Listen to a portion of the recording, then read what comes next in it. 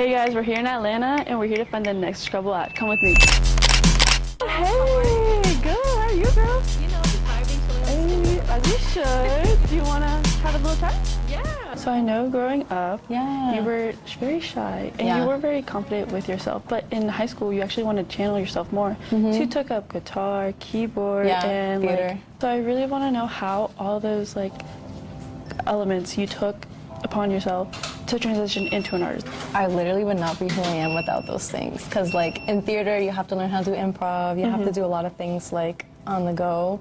And I feel like with being an artist, you have to be a little flexible. And then obviously with my love for art and design and painting and just studying art history, I feel like that plays a big part in how I present myself visually.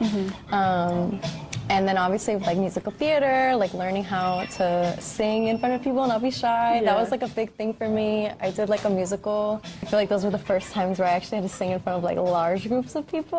So obviously piano and guitar, it allowed me exploration to give myself that space to be okay, I really love music, but I'm gonna take it upon myself to learn a little bit.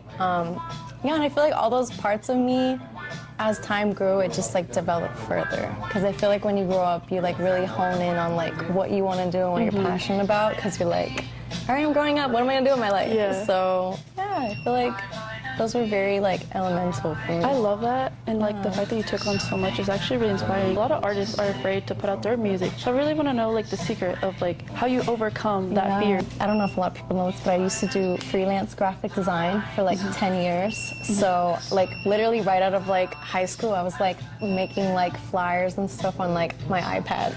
Yeah. And all of those years of taking leaps to be confident and I had to pay my own bills with my art money. I feel those parts of my life taught me that if you really want to do something, you have to just do it. You can't really think about it. So in terms of artistry and music, you could sit around on demos for your entire life and you can play around with writing or making songs, but it's just gonna sit there and you're either just gonna jump into it and be I'm gonna give myself this chance, or you're gonna wonder what if. And so I feel I'm not a what if girl. I'm very much so all right, if I want to do something, I'm going for it. It's either all in or not. Giving yourself a chance. And confidence will come with time. I have so many different genres of music that I've made, and when I finally found my pocket with indie pop, I was okay, I'm still insecure, but I'm I feel good with this, so I'm gonna try. Because you had to work on yourself and others, how do you learn not blend your taste with other artists? That's hard.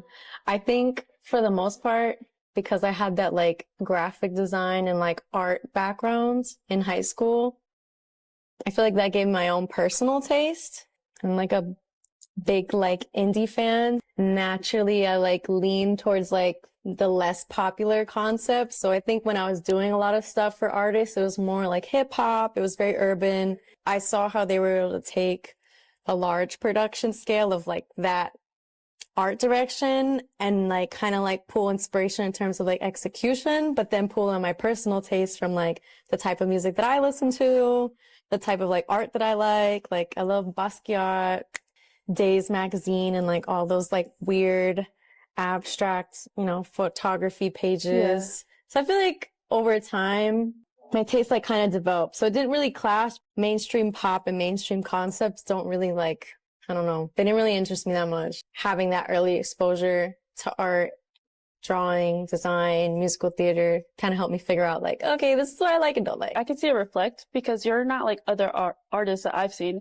And I love everything you've done. Your own style really does pop off. And I love your website, by the way. Thank you. That website, it's so fun, right? It is fun. I'm people are asleep on my website. I got demos on there. No. You debuted in 2022, your very first song, Very Well. And while shooting that music video, you it left you a big impression on you because all the girls in the shoot felt very loved and empowered. Yeah. So I want to know how do you plan to continue to make music that resonates with your audience? That song was my baby. So that was the first song that I had written with my now husband, but at the time we were dating, and I was very much so in a self-discovery during COVID. The music previous to that was with someone who was artist developing me, and so a lot of that music was inspired by their taste, their genres. So I made a lot of like R&B. I have like some hip hop explorations. Like I have a lot of like stuff I did before. So with Very Well, how it came about was I was going through a really difficult time. Just like secure myself. I mean, girls, you know, it's hard. I feel like there's so many standards of beauty. And I think just at that time of my life, I was trying to figure out what does being confident look like for me. Like I had a lot of acne around that time of my life. So it was very, very insecure just physically. When I wrote that song, it was like a love letter to like my future self because Raul, which is my husband, he was like, you know, you don't feel like that right now. And like, that's not how others view you.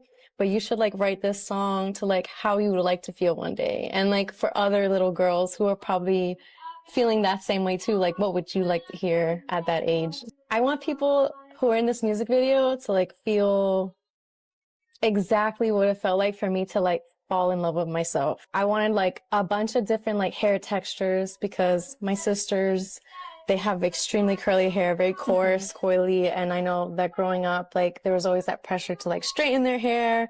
I'm Puerto Rican. My dad, he's, like, more darker skin, and, you know, when you're Latina, sometimes, like, fair-skinned Latinas are, like, you know, they have more opportunity. I don't want to say preference, but it's just, you know, it's how it is, colorism. So I really wanted to make sure, like, there were different things that people struggle with accepting in the video. And I also wanted like little girls. So my friends' daughters were in the video. So overall, like I wanted to feel like celebratory. I wanted to feel like a safe space for like body positivity, for people to feel like someone like me belongs in a music video. Like, you know, I am beautiful regardless of what society standards are. So during the music video, like there was all this beautiful conversation of girls like, I've never like thought I could do this, or like, wow, I feel so loved and accepted. And everyone was like, oh my God, you look so good, like to each other. And it was just like 40 girls of just like, oh my God, you're so cute. It just like, it was such good vibes. So I think moving forward, that experience reminds me that like, I want my music to touch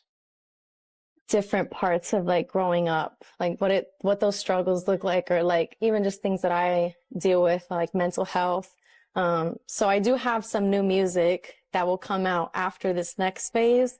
That's very vulnerable. It's very transparent. It talks a lot about like my struggles with my mental health and depression, and then also just like figuring life out because there's no rule book for this. Yeah. A lot of my stuff right now is reflective of like my last year of like falling in love and like becoming confident, and also like enjoying, I don't know, that beautiful part of life. And so now this next season of my music is like coming into my vulnerability. Yeah. So obviously not only did your audience feel that, but like you got playlisted for your song Dímelo on Spotify's Fresh Finds Latino. I think it was best of 2022. I don't think it was for a long time, but it was definitely added because I had the statistics. So I was like, listen, that's okay. That's good with me. At least they saw me. Yeah. So like, I think it's really, really dope because like it's really hard to get playlisted.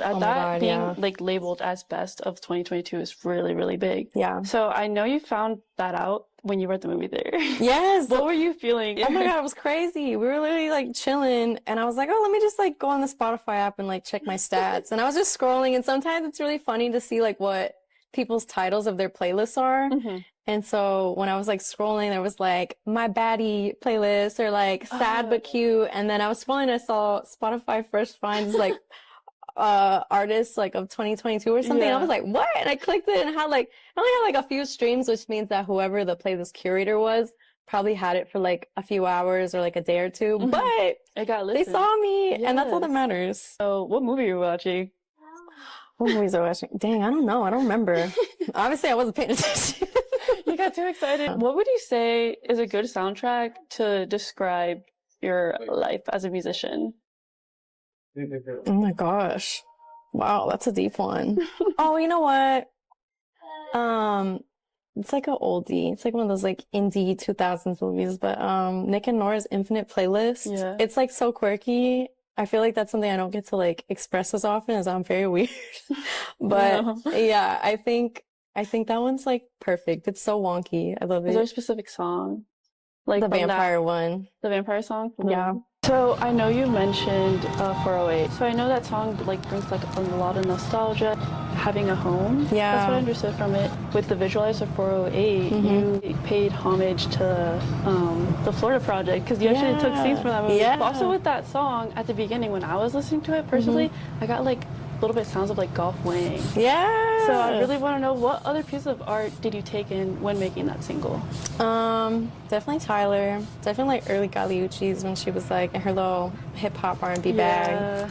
Definitely Dominic Fike. I'm a very large Dominic Fike. Oddly, I had that concept of like going down that highway in Orlando. It's like when I had finally finished concepting and putting my pieces of the Florida Project, and that's literally his inspiration for his album. So I was like, damn, kind of like sad because I really concepted that for a very long time. But I mean, you're from Florida. When you're from Florida, that's like representative of like our culture there. So yeah, I definitely would say the Florida Project. After Dominic dropped all his stuff, I was like, this is literally my mood board, but it's fine. For sure, Florida Project. For sure, Tyler. And I kind of want to know the backstory of the day you met Tyler, the creator. Oh my God, I was 18 years old, very obsessed with like Loiter Squad, Golf Wing, pretty much everything. And we were like, we should just go to the store. Like, we don't see him this fine. Like, we just buy some socks. We're like young and broke. And we get there and like we see Taco at the front of the store. He's like fixing his like skateboard wheel. And like they were chilling and we were like looking at all the merch. And then all of a sudden like Tyler comes to the back room and you could tell he was kind of in a rush. So it was like it was very awkward because we were like, hey, can we get a picture? And this was like the era where he hated taking pictures of fans. Like he literally hated it, but like I was like, I'm never gonna see this man in real life like this ever again. So I was like, please, can we just take a picture? He's like not smiling. His eyes are like half open. And I'm like so happy. Best day of like my fangirl life. Like I was that was it for me. That was a moment. Yes, look at me in my skinny girl. Rough.